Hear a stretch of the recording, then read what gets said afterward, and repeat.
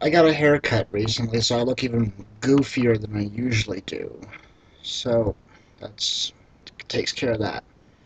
I'm in my second year of college right now. I won't tell you where. I'm trying to earn an associate's degree in computer programming because I look at code and I'm usually quick to learn new coding languages. But enough about that. Anyway, I was doing my homework when I stumbled upon an assignment that made me feel kind of uncomfortable and a little mad. I'll read it to you now. The intros is like this. While in college, I worked part-time for a prominent tax preparation service. I prepared customers' taxes along with about 20 other employees at different offices. Bill had been working with the service for about 3 seasons, but this was my first tax season. Bill was very good at tax preparation and had a pretty good reputation. He was respected by management and seemed to do what he was asked to do. On a few occasions, I had customers come in and want to see Bill. When I explained that Bill was not at the office that day and asked if I could assist them with any questions, they would want to wait for Bill before continuing any further. This struck me as odd because all of the files are located in the office as well as on the hard drives of the firm's computers. Any employee can assist any customer, no matter who did the actual return. When I later asked Bill about these customers, he told me that he did a few on his own time for people who couldn't afford the company's fees. This was bothersome to me because there was no telling how many times Bill had done this and how many customers he took away from the business. Okay, the assignment was to answer the questions that I'm going to read to you now. 1. Was it unethical for Bill to be doing these taxes on his own time and meeting his customers at our office? 2. Was Bill actually doing the taxes on his own time or on company time when he wasn't otherwise busy? 3.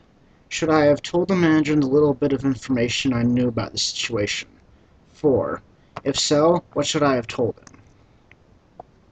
Some of what I'm about to say is taken directly from my submission. Some of it isn't. I'll let you decide. Number 1. Was it unethical for Bill to be doing these taxes on his own time and meeting his customers at our office? Well, in order to determine the ethical nature of Bill's actions, we have to first define ethics. I'll use dictionary.com's definitions, since I use the internet to locate vile information, and pretty much everything else. 1. Pertaining to or dealing with morals or the principles of morality, pertaining to right and wrong in conduct. 2. Being in accordance with the rules or standards for right conduct or practice, especially the standards of a profession. 3. Of drugs, sold only upon medical prescription. When boiled down, definition 1 deals with morality. When stripped of its pomposity, morality is simply a unit of measurement applied to a certain behavior. The two sides are good and evil, socially acceptable and socially aberrant. In the middle there is a gray area, and depending on your personal conscience, that gray area can be large or small.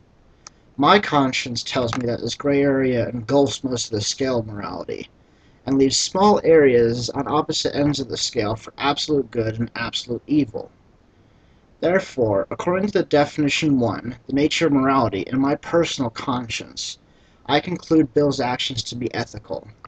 The company set the value of its services to an amount which some people simply couldn't afford, and one brave employee decided to sacrifice what little spare time his employers left him on the altar of goodwill and charity. I'm assuming he didn't charge for his services, but even if he did, his action would still be closer to the morally good position to the other extreme. Definition 2 refers to a person's actions on the job site, and whether or not his or her actions demonstrated loyalty, commitment, and obedience to the person's employers. By this definition, which is sadly the definition used by most, Bill's actions were obviously unethical. The third definition is irrelevant to our situation, so I won't cover that. The second question really gets me. Was Bill actually doing the taxes on his own time or on company time when he wasn't otherwise busy? I have a few problems with this. First, if you examine the question, it's clear that it's trying to make you believe he was on company time. The key word there is actually. That word is used to subconsciously convince the reader that the question isn't actually a question, but more of a declaration. Bill broke the company's rules on company time. The The least he owes is an explanation, and he deserves punishment. Second, this question contradicts the one before it. Question 1 makes clear that he was on his own time. Maybe the next version of this book will include this problem. Third, the question implies that the only time Bill has belongs to the company, whether he's on the clock or not. This notion is hideously inhumane, but in our ever-maturing world it is rapidly becoming fact. In the company's defense, it's true that Bill did indeed serve those customers while he was on the clock, but the possibility that Bill could have told those people where he could be reached if they needed further assistance could be used as a counter-argument to that. However, in this nightmarish dystopia we've set up, the only time motives matter is when they incriminate the offender. The last two questions are the most annoying. Should I have told the manager the little bit of information I knew about the situation? If so, what should I have told him? To answer the third question, we have to be clear on the differences between tattling, snitching, and ratting out. Tattling is the act of ousting someone in order to promote a false sense of well-being. Snitching is the act of ousting someone in order to cause harm. Ratting out is the act of ousting someone in order to avoid negative attention. All of these activities are ways to stab someone in the back.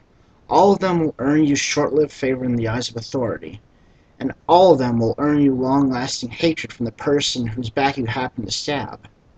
The only time you should oust someone is if your liberty is threatened by the activity that you are going to reveal. If this guy told his boss what was up, he would be tattling. I'm not in favor of tattling, especially if I don't know the whole story. Well, sort of a hiccup. As for the fourth question, I've never been in that sort of situation before, and because of that, I'm unqualified to provide an answer. So that's it. I hope you enjoyed it. But before I go, I have a brief announcement. A few months ago, I downloaded the entire Death Note series from YouTube for my personal viewing pleasure.